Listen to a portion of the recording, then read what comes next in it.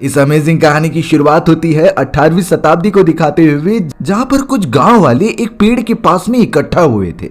उस पेड़ के ऊपर तो उन सभी लोगों ने एक लेडी को बांध कर रखा था, क्योंकि सभी को लग रहा होता है कि वो लेडी एक विच है और उसके अंदर काली शक्तियां मौजूद थी। इसीलिए बात करके डिसीजन लिया जाता है कि इस लेडी को मार दिया जाए। सबके सामने उस लेडी को उस पेड़ के ऊपर बांधा जाता है और उसे एक मास्क पहनाया जाता है जो कि आयरन का बना हुआ था। फिर उस लेडी के ऊपर आग लगा दी गई, जिससे कि वो पूरा का पूरा जलने लगी। वो बहुत ज्यादा चिल्ला रही होती है, लेकिन उसकी मदद करने के लिए कोई भी नहीं था। सामने हमें सिर्फ एक आदमी दिखाया जाता है जो कि एक डॉल लेकर उसकी आत्मा को ट्रांसफर करने की कोशिश कर रहा था। पर इसमें कुछ बात बनती है या फिर नहीं, ये तो हमें कुछ समय में पता चलेगा। उस लेडी की बहुत बुरी तरीके से मौत हो गई और वो आदमी अपना आराम से रिचुअल कंटिन्यू करने लगा। लेकिन इसके पीछे एक बहुत ही गहरा राज है। अब ये पूरा मोमेंट प्रेजेंट टाइम पर आ जाता है, जहाँ पर हमें गैरी नाम का एक रिपोर्टर दिखाई दिया, जो कि कुछ समय पहले काफी अच्छा रिपोर्टर हुआ करता था और उसकी फैन फॉलोइंग भी बहुत ज्यादा थी। वो टॉप कंपनी के लिए काम किया करता था। लेकिन गैरी ने हाल ही में कई सारी फेक न्यूज फैलाई थी, जिससे सच्चाई पता चलने पर उसे जॉब से ही निकाल दिया गया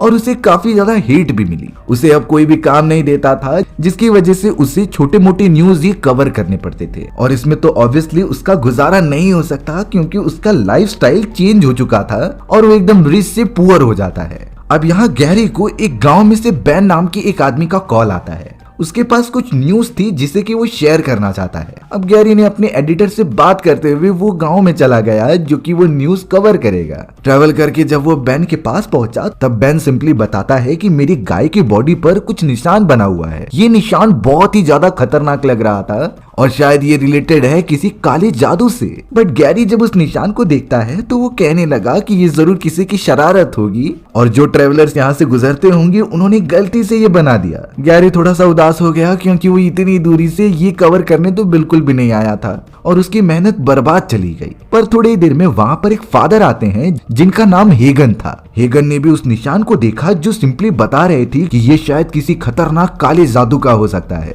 गैरी इन चीजों पर भरोसा ना करते हुए वहां से निकलने लगा, तभी अचानक उसे कुछ आवाज आती है। वो उसी आवाज का पीछा करते हुए एक पेड़ के पास पहुंच गया। इस पेड़ के नीचे एक गुफा बनी हुई थी, जिसके अंदर हाथ डालने पर गैरी को एक डॉल मिलती है। ये डॉल बहुत ही ज्यादा पुरानी थी और ये 18वीं शताब्दी की होती है। चौंकाने वाली बात ये हो गई कि ये वही डॉल है जिसे कि हमने कहानी की शुरुआत में देखा था और एग्जैक्टली ये सेम वही स्पॉट था और वही पेड़ था जिसके ऊपर उस लेडी को जलाया गया होता है।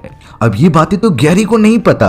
उसने जब ये आइडेंटिफाई किया कि डॉल 18वीं शताब्दी की है, तो गैरी ने यहाँ पर एक फेक न्यूज बनाने का ट्राई किया। वो उस डॉल को वहीं पर तोड़ देता है और ये प्रिटेंड करता है कि ये उसे मिली है और इसके पीछे कुछ अनजाना राज छुपा हुआ है। वो सारी फोटोज इस तरीके से लेने लगा कि यहाँ पर कुछ तो चमत्कार होगा। अब वो अपनी कहानी इसी तरीके से बनाता जा रहा था। सारी फुटेजेस लेने के बाद गैरी चला गया होता है होटल के अंदर रुकने के लिए। बहुत ज्यादा रात थी, इसीलिए उसे ड्राइव भी करना था। उसने कुछ पी रखी भी होती है, जिससे कि उसे नशा भी होता है। पर ड्राइविंग करते हुए अचानक उसकी कार के सामने कोई लेडी आ गई, जिसे बचाने के चक्कर में गैरी अपनी कार मोड़ लेता है और उसका एक्सीडेंट हो गया। अच्छी बात तो ये हुई कि इस एक्सीडेंट में गैरी और उस लेडी को चोट नहीं लगी। गैरी कार से उतरता है और उस लेडी के पास चला जाता है। वो अनजान सी लेडी तो पता नहीं फॉरेस्ट के अंदर चली जा रही थी, जिसे कि गैरी भी फॉलो करता है। फिर पता चला कि ये लेडी उसी पेड़ के पास चली गई है और बैठकर कुछ तो बोल रही है।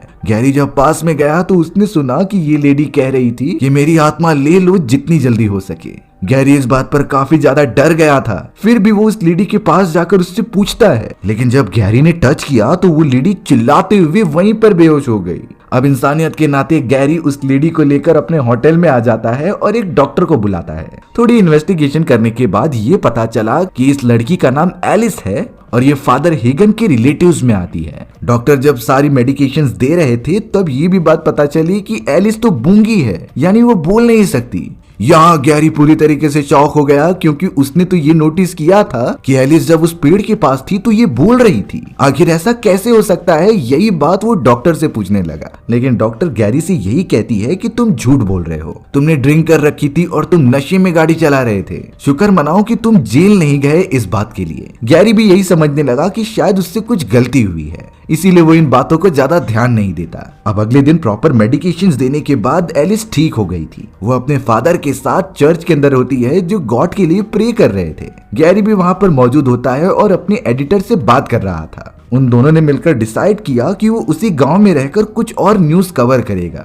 और अगर न्यूज नहीं बनी तो वो खुद से बना देगा। सिर्फ उसे फायदा चाहिए था जो किसी भी तरीके से हो। एलिस भी जब यहाँ चर्च के अंदर होती है तभी उसे कुछ आवाजें आने लगी। इस आवाजों को वो बहुत ही ज्यादा सुन रही होती है और अचानक से खड़ी होकर उसके पीछे जाने लगी।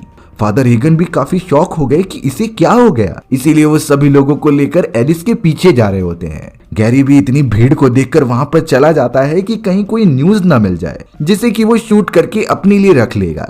एलिस जो कि बोल नहीं सकती वो उसी पेड़ के पास चली जाती है जो पूरी तरीके से जला हुआ था और अंदर उसके छेद होता है। अचानक एलिस ने बोलना स्टार्ट कर दिया और वो ये कहती है कि हमें पूरी तरीके से आजाद कर दो, हम वहां पर आना चाहते हैं। अब सभी लोग ये देखकर इवन डॉक्टर भी शॉक हो गए थे। गैरी की बात सच हो जाती है क्योंकि उसने पहले ही कहा था। किसी को नहीं समझता कि एलिस तो बचपन से बोल नहीं पाती थी, आखिर अचानक वो इस तरीके से कैसे बोलने लगी। गैरी अब ये न्यूज कवर करते रहता है क्योंकि उसे लगा कि ये एक शॉकिंग न्यूज होगी जिसमें कि एक लड़की जो बचपन से कुछ नहीं बोली वो अचानक से बोलने लगी। वो तो ये सारी बातें अपने प्रीवियस कंपनी के मैनेजर को भी बताता है, लेकिन आइडिया शेयर करने के बाद वो मैनेजर गैरी को साफ साफ मना कर देती है क्योंकि इससे पहले गैरी ने भी उन्हें ऐसी ही फेक न्यूज प्रोवाइड की थी जिसकी वजह से उनकी कंपनी को काफी नुकसान भी हुआ और कई लोगों को अपनी जॉब भी छोड़नी पड़ी। इसीलिए गैरी अपने एडिटर के साथ डिसाइड करता है कि वो खुद का न्यूज चैनल ओपन करेगा और ये सारी न्यूज जो कि गांव में हो रहे हैं उसे कवर करेगा। यहाँ डॉक्टर एलिस की आवाजों को मल्टीपल वे में चेक कर रही थी कि वो कैसे बोल पा रही है और सारे टेस्ट में वो कामयाब हो जाती है क्योंकि उसकी आवाज सच में आ गई थी। यानी ये एक तरीके से चमत्कार ही था। अब गैरी यहाँ पर एक सपना देख रहा था जिसके अंदर वो एक झरने को इमेजिन करता है, लेकिन उस झरने का पानी तो लाल हो चुका था और अचानक पानी के अंदर से कोई शैतानी आत्मा बाहर निकलती है जो गैरी की तरफ बढ़ने लगी हमला करने के लिए। गैरी इस बात से बहुत ही ज्यादा डर जाता है और तुरंत ही उठ जाता है। उसे नहीं समझ रहा था कि अचानक उसे घोस्ट वाले सपने कैसे आने लगे। हालांकि वो इस बारे में किसी को बताता नहीं और नॉर्मल अपनी रिपोर्टिंग के लिए चला जाता है। अब जब यहाँ सभी को पता चलने लगा कि एलिस चमत्कार जानती है और वो मदर मैरी जो कि गॉड के बहुत ही ज्यादा क्लोज थी उससे बात कर सकती है, तो सभी लोग उसके पास अपने दुख लेकर आने लगे। चर्च में बहुत ही ज्यादा भीड़ जम जाती है, इसीलिए फादर सभी को कह रहे थे कि एलिस अभी सबसे नहीं मिल सकती, लेकिन एलिस उनके मना करने के बावजूद भी वहां आ जाती है और उस पेड़ के पास जाकर सभी को इकट्ठा करती है। उस जगह पर एक लड़का भी आया था जो हैंडीकैप्ड होता है। वो चाहता था कि एलिस और मदर मैरी मुझे ठीक कर दे जिससे कि वो भी नॉर्मल बच्चों की तरह खेल कूद पाए। एलिस तो अब उस पेड़ के पास आती है तो उसे किसी का फेस दिखाई देने लगा। वो उससे बातें करने लगी और तुरंत ही आकर उस हैंडीकैप बच्चे को चलने के लिए कहती है। वो बच्चा बहुत कोशिश कर रहा था, तभी अचानक एक चमत्कार हुआ जिसमें कि उस बच्चे के पैर जो बचपन से ही कमजोर थे वही अचानक से अपने ही पैरों पर चलने लगा होता है। सभी लोगों के सामने ये चीजें एकदम रियलिटी में हो रही थी और इसमें कोई भी शक की संभावना नहीं होती। ये बात एक तरीके से सभी को कंफर्म कर देती है कि एलिस सच में मदर मैरी से बात कर सकती है और किसी को भी ठीक कर सकती है। गैरी ने तो ये न्यूज कवर कर ली थी और उसे इंटरनेट पर अपलोड भी कर दिया था जिससे कि अब ये खबर चारों तरफ फैल गई। सभी बड़े बड़े न्यूज चैनल की नजर उस गांव की तरफ अट्रैक्ट होने लगी। अब हमें गेल नाम का एक बिजनेसमैन दिखाया जाता है जो कि न्यूज कंपनी चलाता था और उसे जब इस बारे में पता चला तो वो स्टाफ को एक्सप्लेन करने लगा। तो वो अपने स्टाफ को बताने लगा कि इस तरीके से पहले भी दावे हुए थे जिसमें कि इंसान मदर मैरी से बात कर सकता था और उनकी कुछ पावर उनकी बॉडी में आ जाती। बट हमें खुद जाकर पहले क्लैरिफाई करना पड़ेगा कि ये खबर सच भी है कि नहीं। इसके लिए गेल फादर डिएगो को अपॉइंट करते हैं जो उस जगह जाकर अपनी स्पिरिचुअल वाली टेक्निक से पता करेंगे कि जो दावा लगाया जा रहा है वो सच भी है कि नहीं। फादर डिएगो ने सिंपली बात बताई कि अगर मदर मैरी सच में है तो जो इंसान उसे देख सकता है और उनकी पावर महसूस कर सकता है उसे किसी ऐसे पेशेंट्स को ठीक करना होगा जिसके अंदर जो बीमारी है वो बचपन से हो और बीमारी एकदम लाइव और पूरी तरीके से ठीक हो जाए। ये सारी चीजें करने के बाद ही वो ये बोल पाएंगे कि वो सच में मदर मैरी को देखती है। बहुत सारे रिपोर्टर्स उस गांव में आ गए थे और एलिस से इंटरव्यू करके बात करना चाहते थे, लेकिन एलिस पता नहीं क्यों इतने सारे लोगों के बीच में गैरी के ही सवालों का जवाब दे रही थी, जिससे कि सभी को ये लगने लगा कि वो गैरी के अंदर इंटरेस्टेड है। इन सारी चीजों ने गेल को अपनी तरफ आकर्षित किया, इसीलिए गेल और फादर डिएगो जाकर गैरी से बातें करने लगते हैं। देखकर साफ पता चल रहा था कि फादर डिएगो को इन पर भरोसा नहीं, लेकिन गेल को कहीं न कहीं थोड़ी होप थी कि ये सच हो सकती है। गेल ने कहा कि हमें एलिस से सारी इन्फॉर्मेशन चाहिए कि वो क्या फील कर रही है और उसके अंदर कौन कौन सी पावर्स हैं। तब जाकर गैरी ने कहा कि जो भी बात करूंगा मैं करूंगा, वो सिर्फ मेरे सवालों का जवाब देती है तो आप लोग मुझ पर भरोसा कर सकते हो। गैरी ये भी कहने लगा कि मुझे आपकी कंपनी में काम चाहिए, मैं इस पूरे न्यूज को अकेले हैंडल करूंगा और अगर कुछ गलत भी हुआ तो इसका इल्जाम मैं अपने ऊपर ले लूंगा। गेल को ये ठीक लगता है, इसीलिए उसने गैरी को आगे बढ़ने के लिए कहा। बट अब यहाँ एलिस के फादर हेगन को थोड़ा सा टेंशन होने लगा। उन्हें अपनी बेटी की फिक्र इसीलिए होती है क्योंकि गॉड या फिर मैरी इतनी आसानी से किसी को दर्शन नहीं देती, जरूर इसके पीछे कुछ गड़बड़ हो सकती है। हेगन तो उसी पेड़ के पास चले गए जहाँ पर ये सारी चीजें शुरुआत हुई थी।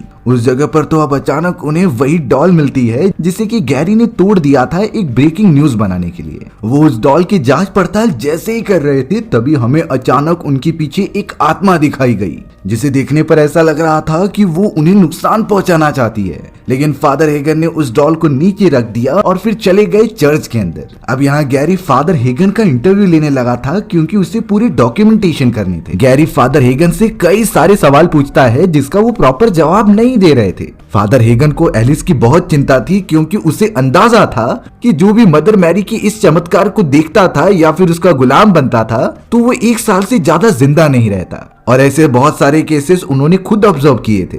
यही रीजन था कि फादर हेगन इस पूरे केस को बहुत ही बारीकी से देख रहे होते हैं। अब अगले दिन यहाँ पर हमें चर्च के अंदर दिखाया गया एलिस बहुत ही प्यारे आवाज में गा रही होती है। वहाँ डिएगो और गैरी भी मौजूद होते हैं जो ये पूरी चीजें देख रहे थे। गैरी तो डिएगो से पूछता है कि आखिर तुम इन चमत्कारों पर क्यों नहीं भरोसा करते। गैरी ने सिंपली बताया कि ऐसे चमत्कार मैंने देखे हैं और उनका पर्दाफाश भी किया है, तब तक मैं उसके ऊपर भरोसा नहीं करूंगा और ना ही दूसरों को अप्रूव करूंगा। अब वहाँ गाना गाते समय फादर हेगन को सांस नहीं आ रही थी क्योंकि उन्हें लंग कैंसर होता है। इस वजह से वो बहुत ही बुरी हालत में हो गए और मरने ही वाले थे। वो तो एलिस की तरफ हाथ दिखाकर मदद करने के लिए कहते हैं, जिसके बाद एलिस सिंपली इतना कह रही थी कि क्या आप मदर मैरी में बिलीव करते हो। फादर हेगन ने हाँ कहा और फिर एलिस उनके सीने पर हाथ रख देती है, जिससे कि थोड़ी देर में अचानक फादर हेगन एकदम नॉर्मल हो गए, उनकी सांस भी एकदम से प्रॉपर हो गई। अब इस पूरे केस को इन्वेस्टिगेशन करने के लिए उनके बॉडी के एक्सरे निकाले गए, जिसमें बताया गया कि फादर हेगन के जो लंग कैंसर थे वो पूरी तरीके से ठीक हो गए हैं। आखिर ये कैसे हो गया किसी को नहीं अंदाजा था। डिएगो ने तो ये चमत्कार खुद अपनी आंखों के सामने देखा है, इसीलिए अब जाकर वो उनके ऊपर बिलीव करने लगा कि सच में मदर मैरी होती हैं। गैरी ने तो ये न्यूज भी कवर कर ली जिससे कि वो लोगों को दिखाएगा। देखते ही देखते अब गैरी द्वारा फैलाई गई न्यूज इतनी ज्यादा वायरल हो जाती है कि सभी लोग इस प्लेस को एक पवित्र जगह मानने लगे थे। बड़े बड़े टूरिस्ट और बड़े बड़े वैज्ञानिक उस जगह पर आकर अपनी रिसर्च करते और बहुत ही कम समय में जो वो छोटा सा गाँव था काफी फेमस हो गया था। यहाँ गैरी ने जो न्यूज दी थी उसकी वजह से कई बड़ी बड़ी कंपनियों से उसे ऑफर आते हैं। यहाँ तक कि वो प्रीवियस कंपनी भी गैरी को ऑफर कर रही थी अपनी कंपनी में शामिल होने के लिए, बट गैरी कहता है कि इस बार मैं तभी आऊंगा जब मुझे कंपनी में एक अच्छी पोजीशन मिलेगी। वो डिमांड बहुत ज्यादा कर रहा था जिसका वो हकदार होता है। ये सारी चीजें होने के बावजूद भी फादर हेगन को कुछ गड़बड़ लग रही थी। वो उसी पेड़ के पास मौजूद एक घर के अंदर चले जाते हैं जहाँ पर उन्हें एक किताब मिली। उस किताब के ऊपर किसी शैतान के चित्र बने हुए होते हैं, जिनमें देखकर ये पता चल रहा था कि शुरुआत में तो शैतान सभी की मदद करता है और वो ऐसा दिखाता है कि वो गॉड के बराबर ही कर सकते हैं,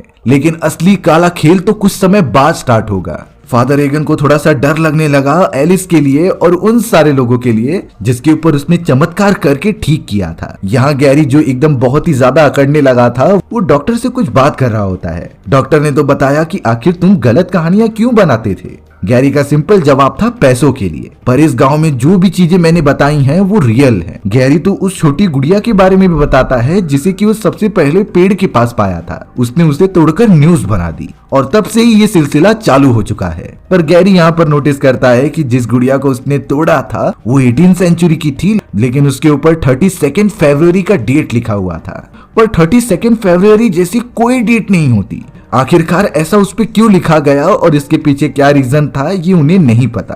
डॉक्टर गैरी को सिर्फ इतना बताती है कि पिछले जमाने में इस डॉल का यूज किन्हीं बुरी आत्माओं को कैद करने के लिए किया जाता था, बट अब पता नहीं ये सारी चीजें सही भी हैं कि नहीं। गैरी अब डॉक्टर के साथ सीधा वहां से ट्रेवल करते हुए थोड़ा फॉरेस्ट के अंदर घूमने लगा। तभी गैरी को वो झरना दिखाई देता है जो कि उसने सपने में देखा था। डॉक्टर बताने लगी कि कई साल पहले ये पूरी जमीन चर्च के अंडर आ गई थी। गैरी को जो सपना आया था उससे बहुत ही ज्यादा डर गया होता है, इसीलिए वो झरने के अंदर देखने लगा, पर तभी उसे वही परछाई दिखाई दी जो उसे सपने में दिखी थी। वो इससे बहुत ही ज्यादा डर गया और उसे गलत गलत ख्याल आने लगे थे। अब इसीलिए अपने डाउट्स को क्लियर करने के लिए गैरी सीधा फादर हेगन के कमरे में चला गया, पर वो दिखता है कि फादर हेगन ने सुसाइड कर लिया है और ऐसा उन्होंने क्यों किया ये उसे नहीं अंदाजा होता। जल्द से जल्द उनके डेड बॉडी को रिकवर किया जाता है और ये बोल दिया गया कि हार्ट अटैक की वजह से उनकी मौत हो गई, क्योंकि वो चर्च को बदनाम नहीं होने देना चाहते थे। दरअसल सच्चाई तो ये थी कि मैरी नाम की जिस देवता की वो पूजा कर रहे थे वो दरअसल एक बहुत ही खतरनाक शैतान है, जिसके बारे में फादर हेगन ने वो किताब पढ़ ली और उसके अंदर उसे सच्चाई पता चल गई थी। इसीलिए उस खतरनाक आत्मा ने ही फादर हेगन की जान ले ली। गैरी तो एलिस से पूछताछ करता रहता है और उसके बारे में जानता है, पर जब उसने सारी वीडियो को स्लो मोशन में करके देखा तो उसके पास कोई काली परछाई दिखाई दी थी। इस काली परछाई के बारे में वो सीधा डॉक्टर से बात करने चला गया। वो दोनों थोड़ी इन्वेस्टिगेशन करने के लिए उसी घर में आ जाते हैं जहाँ पर उन दोनों को वही किताब मिली जो इससे पहले फादर हेगन ने पढ़ी थी। वहां पर उन्हें पूरी सच्चाई पता चलती है कि ये मैरी नाम का शैतान कौन है। उसमें साफ साफ लिखा था कि मैरी नाम की ये खतरनाक विच लोगों का विश्वास जीतने के लिए सबसे पहले अपने काले जादू से उनके प्रॉब्लम सॉल्व करती थी और फिर धीरे धीरे उनकी आत्मा एब्जॉर्ब करके ताकतवर हो जाती। यानी इतने सारे लोग मैरी के जाल में फंसते चले जा रहे थे। अब उन दोनों को भी मैरी के बारे में पता चल गया तो उसने तुरंत ही उनके ऊपर हमला करना स्टार्ट किया, पर गैरी डॉक्टर के साथ उस घर से तुरंत ही भाग निकलता है। वो एलिस के पास जाकर उसे प्रोटेक्ट करना चाहते थे, क्योंकि सबसे पहले बुरी आत्मा ने एलिस के ऊपर ही अपना पावर दिखाया था। गैरी सीधा फादर डियागो के पास चला गया और उसे भी ये सारी बुक दिखाई। वो काली आत्मा को जब पता चला कि डियागो को भी ये अंदाजा हो चुका है तो वो उस पर हमला करने आ गया, लेकिन फादर डियागो के पास कुछ मंत्र थे जिससे कि उसने आत्मा को थोड़ी देर के लिए भगा दिया था। अब डियागो को भी भरोसा हो गया था कि मैरी एक शैतान है, तो वो सारे लोगों को उस जगह लेकर चले गए जहां पर एलिस सबके सामने शो कर रही थी अपनी पावर्स। डॉक्टर गैरी और डियागो सभी मिलकर कह रहे थे कि ये सब झूठ है और मैरी तो एक शैतान का रूप थी। एलिस इस बात से अगेंस्ट रहती है, पर आखिर में वो भी बोलने लगी क्योंकि उसे वो शैतान ही कंट्रोल कर रहा था। अब ये बात सभी को पता चल चुकी थी, इसीलिए पूरी जगह पर आग लग जाती है और वो खतरनाक शैतान बाहर आ रही थी। उसने सबसे पहले फादर डियागो पर हमला करके उसे पूरा भस्म कर दिया, क्योंकि उसने मैरी को चैलेंज किया था। जिसके बाद वो गैरी और बाकी लोगों पर भी बुरी तरीके से हमला कर रही थी। यहाँ एलिस को भी सच्चाई पता चल चुकी होती है, इसीलिए वो अपनी जान की परवाह किए बिना गैरी को बचाने चली गई। वो उस खतरनाक शैतान के हमले के बीच में आ गई, इसीलिए एलिस को चोट लगने की वजह से वो मारी जाती है। और अचानक हमें पता चला कि वो काली शक्ति भी अब पूरी तरीके से खत्म होने लगी है, क्योंकि उसने सबसे पहले अपनी आधी से ज्यादा शक्तियां एलिस के बॉडी में ट्रांसफर की थी, सिर्फ और सिर्फ लोगों का भरोसा जीतने के लिए। उसके मरने के बाद उसकी भी शक्तियां कमजोर हो गईं और वो शैतानी आत्मा वहीं पर खत्म होने लगी। गैरी जैसे ही वहां पर एलिस के पास पहुंचता है तो वो मर तो चुकी थी, लेकिन उसे एहसास हो रहा था कि एलिस ने उसके लिए कितना बड़ा काम किया है। वो सच में प्रे करने लगा गॉड से कि इसे वापस जिंदा कर दो, क्योंकि इसने अभी तक दुनिया नहीं देखी है।